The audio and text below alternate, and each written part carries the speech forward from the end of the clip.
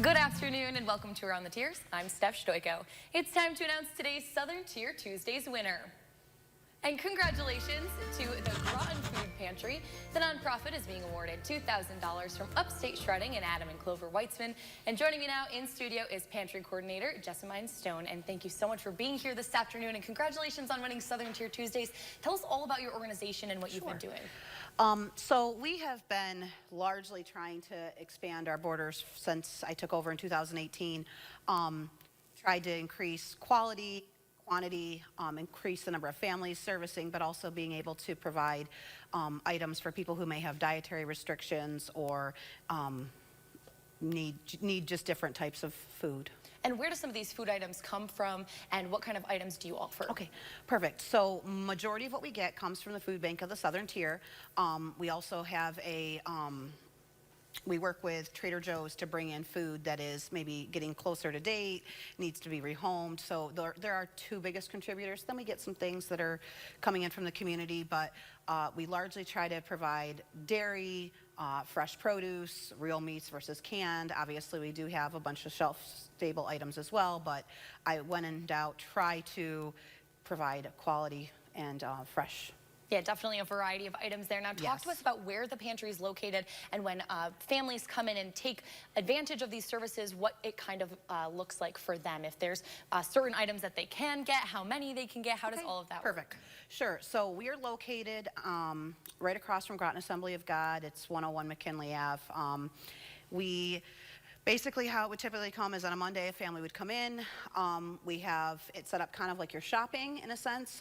You know, all of our meats will be together, and you have so many choices, and they'll get to pick. Could be anything from chicken to beef to ground, turkey or assorted meats that we'll get in. Sometimes we get some seafood.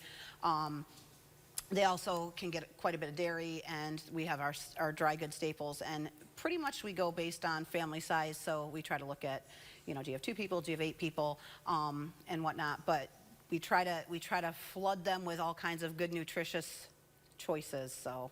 And you said you took over this back in 2018. Now tell us about the decision to start this and why it's so important to have a food pantry like this in our community.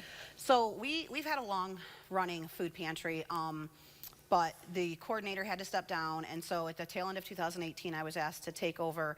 I really felt the need to change what I was seeing in food pantries. I wanted to remove the stigma. I wanted to put fresh back into the pantry, because a lot of times you think, okay, dried beans and rice, like that's what you're thinking, or you're thinking a bunch of packaged baked goods or whatever.